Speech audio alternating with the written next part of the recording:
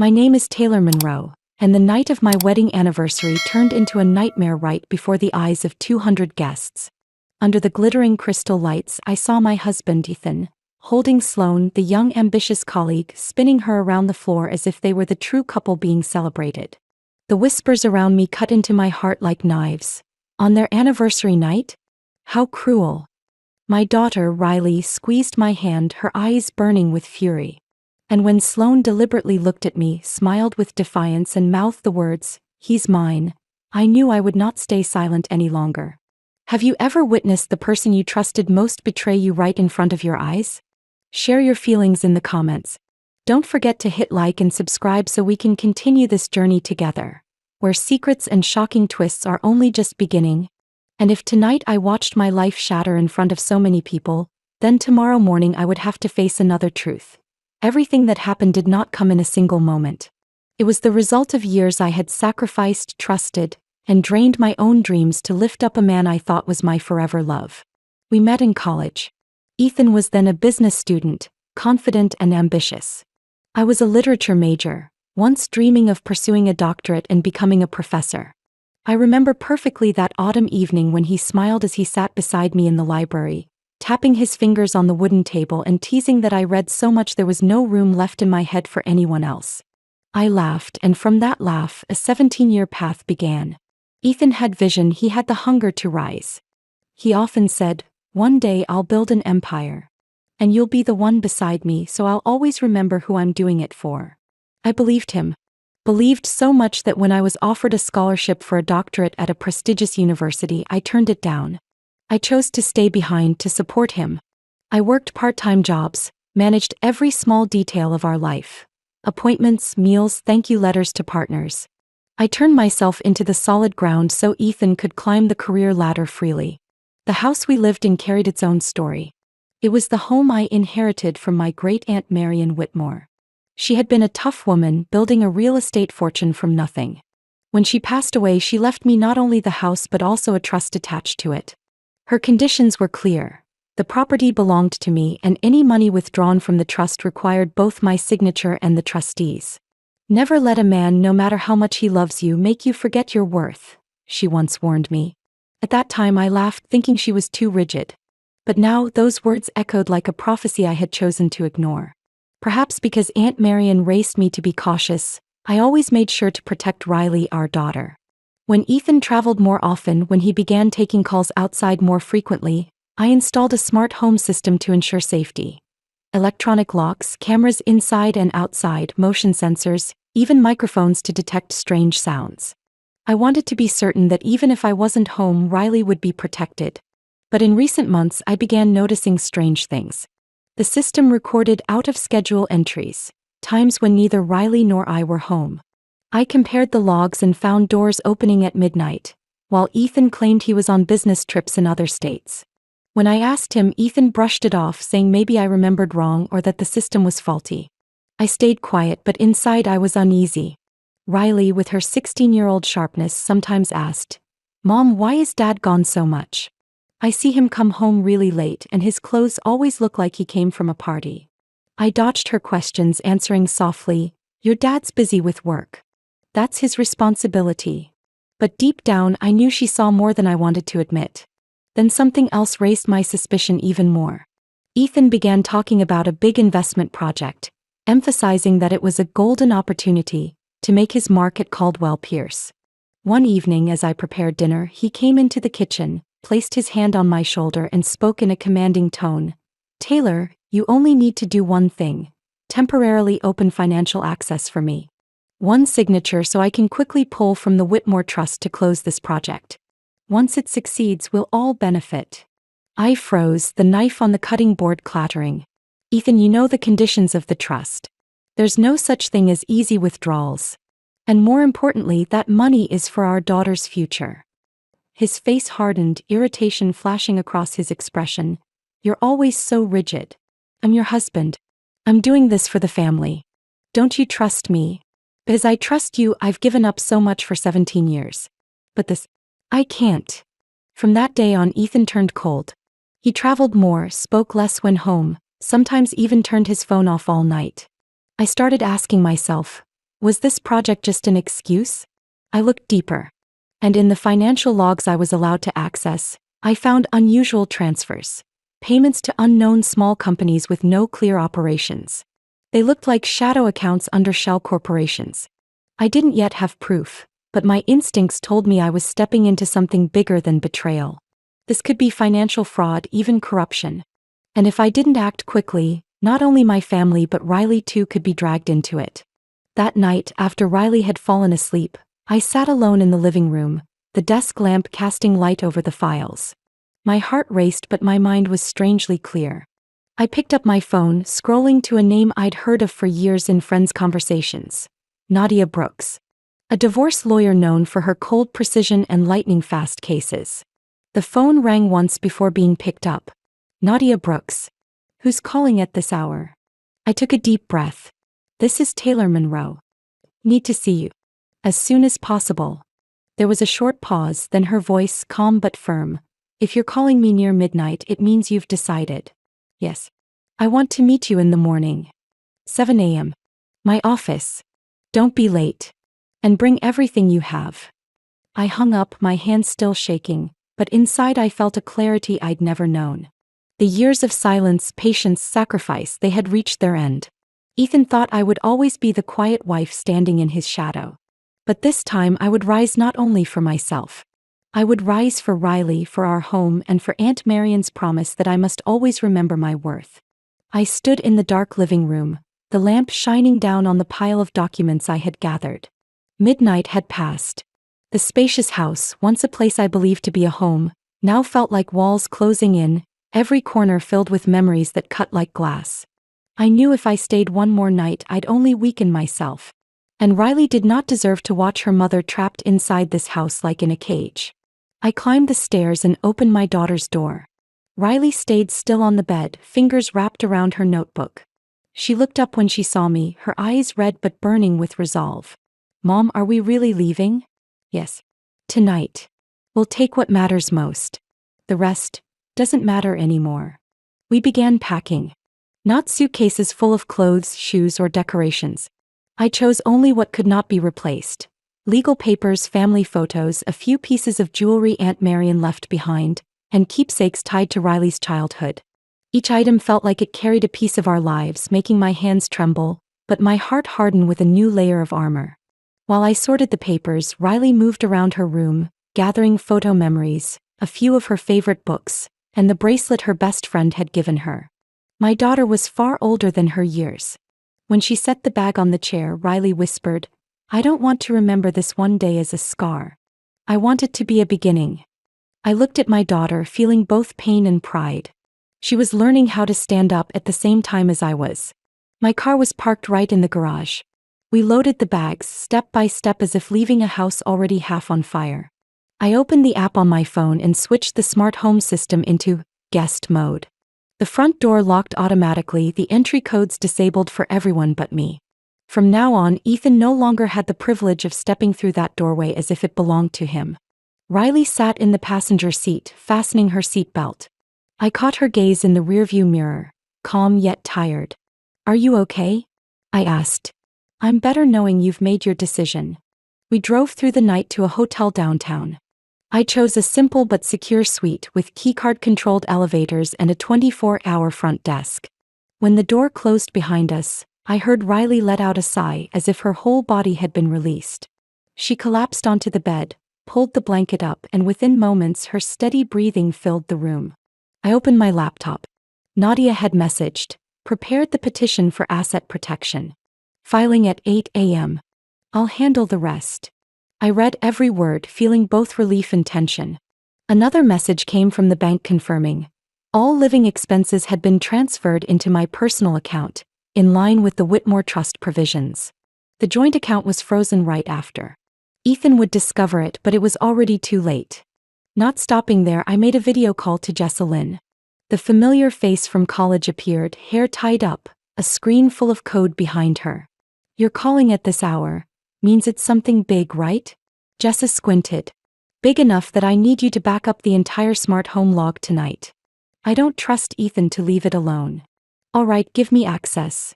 I sent her the security code. Within minutes, Jess's fingers flew over the keys, the sound rapid and relentless. Taylor, there are lots of strange logs. One entry shows the door opening at 1 a.m. That's a time you and Riley were definitely not home. I bit my lip, stomach twisting. I know. Save every copy as detailed as possible. Done. I'm also mapping the money flow from Ethan's company accounts. A few destinations look odd, shell companies with fake-sounding names. Want me to send you a preliminary report? Keep it for now. I'll need a printout for the lawyer in the morning. I shut the laptop, leaned back in the chair. The city outside still blazed like daylight, but for me, tonight marked a turning point. I had cut the rope that bound me for years, even knowing the battle ahead would be long. Around 4 a.m., just as I dozed off on the sofa, my phone buzzed. A message from an unknown number. My heart clenched the moment I read it. Stop digging. You won't like what you find. Attached was a photo. I nearly dropped the phone when I saw it. Riley in her sea blue jacket, walking into the hotel lobby where we were staying only hours earlier. The picture was grainy, taken from a hidden corner, but clear enough to recognize her. I gripped the phone, feeling blood freeze in my veins. Someone was watching us. Not just me, my daughter. I immediately locked the door, checked the peephole and doorbell. Riley still slept peacefully, unaware. I understood now. This wasn't a broken marriage. This was war. And someone was willing to drag Riley into it to threaten me. The next morning, I hadn't finished my coffee when the hotel room TV clicked on to a local talk show. Ethan's face appeared, polished in a dark suit, eyes carrying a carefully staged sadness. The host leaned toward him, gentle voice. There are many rumors about what happened at your anniversary party. Do you want to explain to our viewers? Ethan sighed as if carrying an enormous injustice. It's all been exaggerated. It was just a dance. Sloan and I are colleagues, nothing more. Taylor, she misunderstood. She overreacted, and now, instead of talking, she's freezing accounts and seizing control of inheritance funds that were always shared assets. I clenched my coffee cup, listening as he painted me into a tyrant. Riley, furious, hurled a pillow onto the floor. Mom, Dad's making you the villain to the whole city. He's lying straight to their faces. I placed my hand on her shoulder, steadying us both. On screen, Ethan continued, I love this family. But Taylor, she always controls everything. Money, the house, everything's in her name. I only wanted a chance to prove myself at work, but she didn't trust me. Now she's making up stories just to humiliate me. The host nodded along, feigning sympathy. I switched the TV off. The room went still. Riley turned to me, her eyes clouded with worry. Mom, people out there are going to believe him. He talks like you're the one destroying the family. I breathed deeply, mind racing. Ethan knew how to manipulate public opinion, how to play the victim. I wasn't that woman living muted in someone else's shadow anymore. That afternoon, as I reviewed documents with Nadia, a knock came at the door. A man in plain clothes, tall frame, sharp but calm eyes. He held out his badge. Detective Jonah Miles, Economic Crimes Division. Are you Taylor Monroe? I invited him in. Riley, studying at the table, looked up warily. I placed my hand gently on her shoulder. Go to the other room for a bit, honey. I need to discuss some business. When the door closed, Jonah opened his leather case and pulled out a folder. I'm here for one reason. Our unit has been tracking suspicious payments tied to Caldwell Pierce. The money runs through multiple shell companies, then disappears into offshore accounts. The name Ethan Caldwell shows up repeatedly in the records. And what do you need from me? I understand you have a smart home system. I want access to the entry data, logs, anything that can show who used Ethan's security card and when. As specific as possible. I studied him, weighing whether to trust. My voice dropped low. Detective Miles, I'll cooperate. But on one condition. My daughter's identity, Riley, must be protected completely. She's been through enough. I won't allow anything that makes her a target. Jonah nodded seriously. I understand.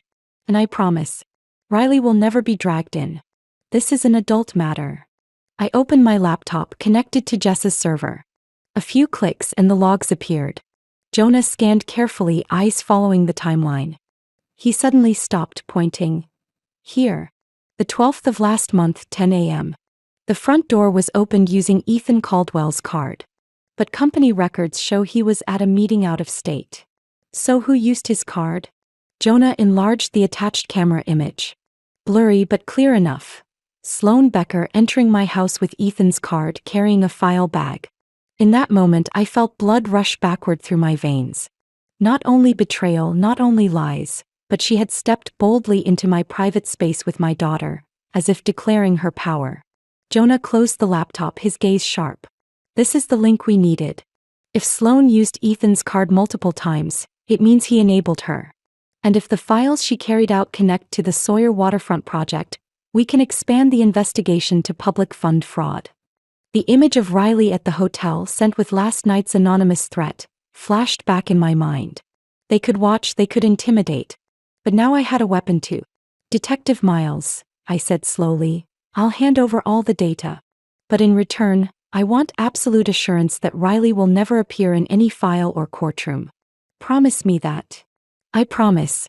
And I'll personally oversee that.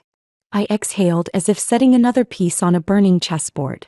Ethan might play the victim on TV, but the truth couldn't stay hidden forever. And this time I wasn't alone.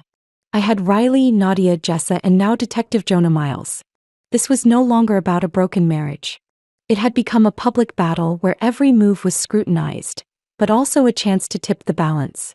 Ethan would face a woman determined to protect her family and expose the truth. The 18th floor boardroom of Caldwell Pierce glowed under bright lights, tension thick enough to slice. Dark wood walls, a polished long table, leather chairs lined in order.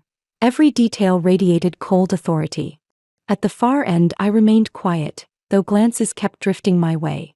I wasn't a shareholder, but as heir of the Whitmore Trust and holding data in my hands, I knew I was a piece Ethan had never expected. Zach Pierce, co-founder of the company, stepped to the head of the table. Salt and pepper hair, calm voice, but each word deliberate.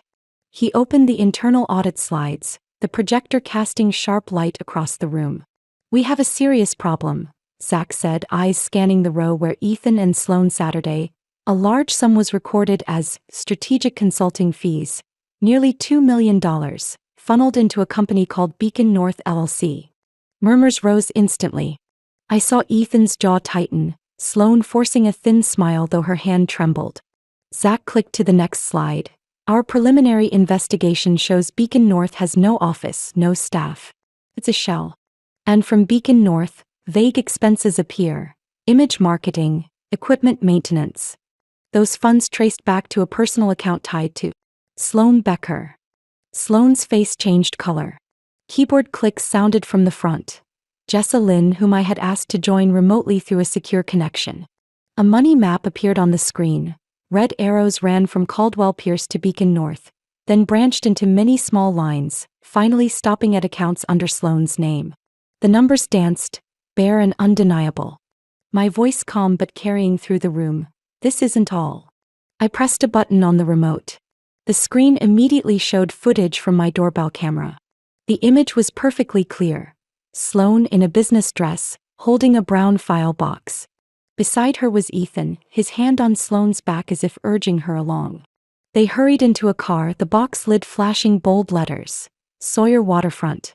Everyone knew Sawyer Waterfront was the biggest public bid project of the year, worth hundreds of millions of dollars. One that Caldwell Pierce was trying to keep its reputation clean enough to win. And now, right before their eyes, was proof that related documents were taken from my home in the night. Arthur Caldwell, Ethan's father and the company's founder, had been silent from the start. He rose slowly. His voice was hoarse but struck like a gavel. If what we saw is true, then Ethan Caldwell's shares in Caldwell Pierce will be frozen until the court rules. A few elderly shareholders near one another nodded in agreement. This blow didn't just stop Ethan. It protected the company's reputation from collapsing with him. Sloane went pale, her lips trembling. This is a misunderstanding. I was only following orders. I don't know anything about Beacon North. Zach cut in cold. Your signature is on the transfer documents. And this video, how do you explain that? Sloane looked around for a saving hand, but Ethan stayed silent, sweat beading on his forehead. He didn't stand up for her. No one in that room wanted to share her burden. The company's PR team sat in the back row, faces drained of color. One of them bowed his head and whispered, "If the press gets this, we're a cover story by the end of the week." Ethan avoided my eyes, typing under the table. Moments later, my phone buzzed in my pocket. I glanced at the screen and saw a short message. "Meet privately. It's about Riley." My chest tightened. Logic warned me not to fall into his emotional trap, but a mother's heart blared its alarm. Why bring up Riley now? Was there something more dangerous than all the numbers and evidence laid out on the table? I clenched the phone in my hand. The battle in the boardroom had reached its peak, but I knew the real fight lay beyond that door. And this time, Ethan wasn't using reputation or money to threaten me. He had aimed at the one thing that could make me waver: my daughter. I chose a small cafe on the riverfront corner to meet Ethan. It was quiet enough to talk, but crowded enough to keep him from pulling anything sudden. I arrived 10 minutes early and took a table by the window. The phone in my bag was already set to record. In this state, only one party's consent is required. I knew the law, and this time I wouldn't let him take the upper hand. Ethan showed up, suit wrinkled, tie loose. He sat across from me, a new cologne overpowering the smell of roasted coffee. He tried to look composed, but his eyes darted. "Thanks for coming," Ethan began, half pleading, half commanding. "I think it's time we stop this war. For Riley." I stayed silent, letting him go on. "The deal is simple. You agree to a no-fault property split, and I won't file for temporary custody of Riley." "Temporary custody?" Ethan struggled to keep a confident front. "My lawyer says you show signs of emotional instability. At the anniversary party you acted violently. Everyone in the city saw it. I can use that to prove you're not stable, not fit for custody. But I don't want to do that. As long as you cooperate." I felt blood pound at my temples, but my voice stayed even. "You plan to turn the slap I gave your mistress into evidence of psychological instability? Taylor, be realistic. The court will look at the images. That video is spreading. A mother losing control in public. It's not a good look." I lowered my head to sip coffee, hiding a bitter smile. Every word he said was being recorded. "If you sign, I'll keep things smooth. You and Riley can live in peace. But I'll have to protect my rights as a father." "Ethan, you say you don't want a war, but you're lighting the match. Are you sure you can handle the fallout?" He paused, then forced it. "I still believe we can handle this civilly." Gathering my bag. "Thank you for the offer. Expect to hear from my lawyer." Leaving the cafe, I sent the recording to Nadia and Detective Miles immediately. Minutes later, Nadia called back, voice hard. "Excellent, Taylor. This proves he's trying to use your daughter as a bargaining chip. A judge won't let that slide." Before I could answer, Detective Miles called. "I just received the recording. But you need to hear this." "What is it?" "We've accessed a batch of emails. Sender: Sloan Becker. Recipient: a media specialist who fabricates psychological profiles. The request is to produce a report showing you mentally unstable. And guess who paid? Beacon North." "Exactly. All transfers from that shell company. They're building a smear campaign to support a custody case for Riley. This wasn't just about money. Not just betrayal. They had prepared to take the only thing that made me fight to the end: my daughter." That evening, Riley came home from debate practice. She dropped her bag on the couch, face glowing. "Mom, I got selected for the state finals." I smiled and hugged her tight. But the joy quickly gave way to worry when Riley held out her phone. "But I got this message." On the screen was an anonymous DM. "Watch yourself after the debate." My stomach twisted. My hands tightened until they shook. Riley tried to act calm, but fear flickered in her eyes. "Mom, are they targeting me?" I pulled her down to sit, looking straight into her eyes. "You did nothing wrong. This is caused by adults. But I promise, I will protect you at all costs." That very night, I forwarded the messages to Detective Miles. He called back almost immediately. "This is a direct threat. I'm seeking an emergency protective order for Riley. From now on, she'll have police supervision at all public events." Riley overheard, eyes brimming. "Mom, I don't want to be a burden to you." I held her close, voice choked but firm. "You're not a burden. You're the only reason I'm still standing." That night, I sat by Riley's bed until she fell asleep. Outside, the schemes kept weaving their net. Anyone who wanted to lay a hand on my daughter would have to get past me first. I returned to the old house on a foggy morning, the first time since I left. The iron gate still held a crooked for sale sign, but I wasn't alone this time. 2 officers came with me, carrying a court order to seize evidence related to the Caldwell-Pierce investigation. I unlocked the door with the changed admin code, the dry, tick, sounding sharp. Inside, everything felt empty and cold like a shell without a soul. But I knew there were things behind these walls they hadn't erased. One officer nodded. "Mrs. Monroe, please show us the place." I led them to the second-floor study. On the wall, a large oil painting of the Hudson River still hung straight. I slid it aside, revealing a small safe Aunt Marion had told me to use only when truly necessary. I entered the code, my hand trembling slightly. A crisp click. The door swung open. Inside wasn't cash as I'd once imagined. Instead, a thick stack of documents and a silver USB. I handed them to the officer and signed the receipt. But when I glanced at the top page, I couldn't stop a sharp intake of breath. A side contract between Caldwell-Pierce and Beacon North. The consulting amounts were itemized, numbers matching Zach Pierce's report. I kept the USB for Jessa to examine. Back at the hotel, I video called her. Her face brightened in the screen's glow, and she immediately plugged the USB in. Lines of code streamed by. "Oh my God, Taylor, this isn't contracts," Jessa said urgently. "This is the access permissions table for your home system." I frowned. "What do you mean?" "Look here." She zoomed in on a chart. The system's admin account had an anonymous login. They tried to delete the camera logs, especially on the days Sloan showed up. I felt a chill run down my spine. "Ethan." Jessa shook her head. "No. The IP trail leads to Sloan's office at Caldwell-Pierce. She's the one who manipulated the system remotely. Ethan may be involved, but he doesn't have the skills to do this." All the pieces began to fit. Sloan wasn't a mistress. She had staged and covered things up, dragging Ethan deeper into a financial pit. "You get it, Taylor?"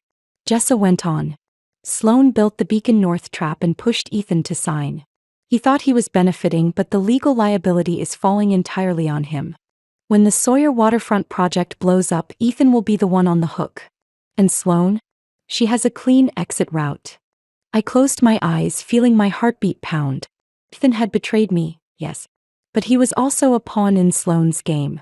A game that had pulled Riley and me into it. I opened my eyes, my voice firm. If she thinks I'll sit still and watch my daughter get dragged into this, she's badly mistaken. Jessa nodded, fingers flying over the keys. "I'll extract the full logs, including the times Sloan deleted entries. You need a stage big enough to reveal everything." I grabbed my phone and dialed a familiar number. On the other end, Zach Pierce's steady voice came through. "Taylor?" "Zach, are you ready?"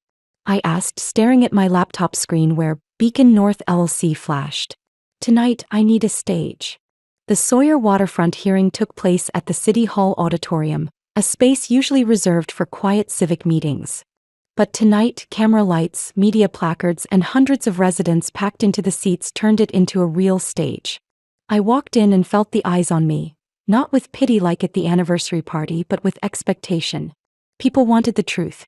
In the front row sat the city's legal team, and behind them reporters lifted their microphones. Detective Jonah Miles stood amid the crowd, his serious gaze giving me a steadying nod. Nadia sat beside me, her hand brushing mine as if to say, "Stay calm. Let the evidence speak." When my turn came, the noise in the hall fell away. I stepped to the podium and saw Ethan and Sloan not far off, Ethan's face tense, Sloan's arms folded, a thin smile straining to hide her unease. I opened my case and pulled out a stack of documents stamped and certified. "This is the chain of transfers from Caldwell-Pierce through the shell company Beacon North, then into accounts belonging to Sloan Becker." On the big screen, Jessa Lynn ran the projector. Red arrows lit up from Beacon North to dubious expenses, image marketing worth hundreds of thousands of dollars, non-existent equipment maintenance, and finally the purchase of a sports car in Sloan's name. A ripple of whispers rose. A few reporters jumped up for photos. I went on, voice even, not raised but carrying through the hall. "This isn't all. I submit video clips from my doorbell system, along with the smart home logs. The screen showed Sloane and Ethan leaving my house at midnight with a box labeled Sawyer Waterfront. Next came emails Detective Miles and the tech team found. A psychological instability profile of Taylor Monroe, commissioned by Sloane from a media specialist, paid for with Beacon North funds. The hall went silent. You could hear pages turning and frantic pen taps. I drew a deep breath and lifted my chin. I am not here to humiliate anyone. I am presenting facts. And the fact is that public funds are being exploited, while my personal reputation was weaponized for a smear. Detective Miles stepped to the podium, voice decisive. As an investigator with the Economic Crimes Unit, I confirm all of this material has been authenticated by our office. The bid rigging investigation is officially expanding to include both Caldwell Pierce and the shell company Beacon North. Cameras swung toward Ethan and Sloane. Ethan stared at the floor, sweat beading. Sloane bit her lip, her face drained. At that moment, Arthur Caldwell stood from the front row. Over 70 but steady as ever. He came to the podium, voice rough but firm. I am Arthur Caldwell, founder of this company.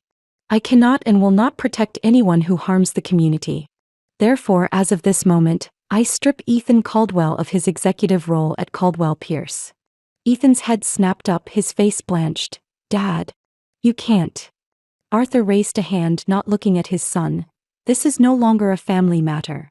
This is a public responsibility. And to make some amends, I propose converting the Caldwell Scholarship into a trust with Riley Monroe as the legal beneficiary. She deserves an education free of the shadow of wrongdoing more than anyone in this family. Applause broke out from many sides, mixed with cheers of approval. I saw Riley in the back row, eyes shining, her hand clutching her notebook. She sat straight, small shoulders squared with pride. As the room buzzed, I glanced toward the exit. Sloane shot to her feet, quietly grabbed her bag and tried to slip out. But outside, red lights flashed. 2 financial crimes officers were waiting. They showed their warrant and escorted her away. The glass doors closed, leaving behind a storm of camera shutters. The battle wasn't over, but for the first time, I felt the scales of justice tilt my way. And Riley, my daughter, finally saw that sometimes the truth finds its own voice. Our new apartment sat on the 11th floor with wide glass doors opening to the river. In the mornings, sunlight danced on the water and the wind brought the damp cool of the riverbank. Riley loved the little balcony most, where she set a lavender pot and a folding chair to read after school. Every time I stepped out to breathe, it felt like my lungs were rinsed clean of the smoke and ghosts of the old house. We set a new routine. Light yoga together at dawn, a simple breakfast, then Riley headed to school. I had a quiet morning to write and draft posts for the After the Ashes blog. At first it was journal entries to let things out, but soon hundreds of women wrote in, sharing stories of betrayal and loss, asking for understanding. I decided to turn it into something tangible. At the Community Arts Center, the same place where I had been publicly humiliated, I held the first workshop. I still remember walking into that room. Warm yellow lights, rows of worn plastic chairs, the familiar wood floor scent. But this time no one looked at me like a failure. Women and a few men sat in a circle. They listened as I told how I stood up after the wreckage. I didn't preach or instruct. I simply told my story and let them see how scars can become living proof. A middle-aged woman raised her hand, eyes wet. I thought I was alone. But no. I see hope. Her words tightened my throat. In the place that once caged me with judgmental stares, I was building a launch pad for new steps. Zach came to the second session, sat quietly through it all. When the room cleared, he approached and handed me a packet. Taylor, I need an independent advisor for the city's financial transparency project. You were the first person I thought of. I flipped through the pages. A plan to build a public spending oversight platform, transparent to the community. You know I'm not a finance expert. Zach smiled. You have what we need more. Lived experience and zero tolerance for fraud. And of course you'll be paid fairly. I nodded, feeling a new path opening in me. On the legal front, Nadia never let up. One afternoon she called me to our usual cafe and spread a stack of papers across the table. Good news. The settlement is finalized. She laid it out clearly. Marital assets divided in my favor, backed by evidence of infidelity and financial fraud. All of Ethan's obligations, from Riley's support to breach of prenup damages, were tied to his misconduct. He couldn't wipe them out with a bankruptcy claim. And Beacon North? I asked. Nadia smiled, eyes bright. Accounts frozen. All the money is under investigation and will likely be redirected into a public restitution fund. Sloan will face criminal charges. I exhaled, feeling a boulder lift from my chest. On the day I signed copies of my first book, a collection from After the Ashes, the air was crisp and the lines stretched outside the bookstore. I sat behind a wooden table, pen poised, listening to quiet thank yous and snippets of private pain. Riley stood beside me, stacking books, her eyes full of pride. But in the line I saw a familiar, gaunt figure. Thin. He had clearly lost weight. His face was hollow, his old suit rumpled. He stood at the end without a book. When it was his turn, he didn't hand me anything to sign. He tapped the table lightly, voice hoarse. 5 minutes, Taylor. I looked up, feeling the gaze of others around us. I knew I couldn't avoid him forever. I nodded but made it clear. Here. In public. Ethan lowered himself into the chair opposite mine, his thin hands trembling. His voice rasped, stripped of the confidence he once wore. Taylor, give me a second chance. I've lost everything. The house, the job, my own father turned his back. You know I'm not that bad. I looked into the eyes that once made me believe in young dreams. Now they held only weariness and regret. I lowered my voice, not loud, not shaky. Ethan, you didn't lose everything because of one mistake. You lost it because of years of neglecting your family, because you tried to use Riley as leverage, because you and Sloan orchestrated a smear against me. You called it strategy. To me, it's a wound that never heals. He bowed his head, voice breaking. I was wrong. I don't know how to start again. I sighed, gentle but firm. I hope you find a responsible way to live. But there's no place for you in my life or Riley's. We've moved on. And we're okay. A brief silence. Ethan searched my face for softness, but I had none left to give. When he walked away, my heart was as still as a morning river. The news spread quickly. Sloan was officially indicted on multiple counts, from financial fraud to falsifying reports. The investigation widened, exposing the shady bidding network she'd been part of. Big names emerged one by one. I read the articles without gloating, only feeling the air around me grow cleaner, like the sky after a storm scrubs itself clear. One afternoon, a florist delivered white orchids. In the card, Arthur Caldwell's handwriting. Thank you for saving the family's honor from further ruin. Wishing Riley steady steps. Arthur. I set the bouquet in a vase and thought of the elderly father who chose truth over blood. Some respects need no speech, only action. Riley shone brighter than ever. She made the state debate team, her coach calling her a rare steadiness for a 15-year-old. Watching her on the practice podium, voice clear, arguments sharp, I remembered the nights at our kitchen table when I listened and nudged her through angles. She had turned pain into power. And I knew she wasn't debating to win. She debated to defend what's right, the very thing she had watched me do all these months. On New Year's Eve, we didn't go anywhere. I cooked a pot of hot noodles and sprinkled a little greens on top. The two of us sat on the sofa under a blanket watching an old comedy. Outside the glass doors, fireworks exploded in dazzling color, their light reflecting on the river. Riley rested her head on my shoulder, giggling at the silly scenes. In that moment I needed nothing else. Simple, complete peace. My phone buzzed. A LinkedIn notification. Ethan Caldwell has sent a connection request. I looked at the screen for a few seconds. No bitterness, no concern. I quietly deleted it as if brushing an old layer of dust off a bookshelf. I opened my laptop and finished the last line of my new book draft. A waltz can end midway. It's all right. We can still keep walking to our own rhythm. I typed the period and closed the page. Outside, fireworks echoed across the night sky. Inside, I felt at ease. No more hatred, only a new rhythm of life where Riley and I keep moving forward, confident and free. Every time I close a chapter of life, I realize what matters is not revenge or holding on to wounds, but learning to keep walking to your own rhythm. But what about you? In that situation, would you choose forgiveness or choose decisiveness to protect yourself and those you love? I truly want to hear your thoughts. Please share in the comments below because every story and every perspective has its own value. If you feel this story speaks to you, don't forget to follow the channel so we can continue together into the next stories, where we listen, reflect, and find strength from real experiences of family life. There's much more ahead, and I hope you'll stay to keep discovering with me.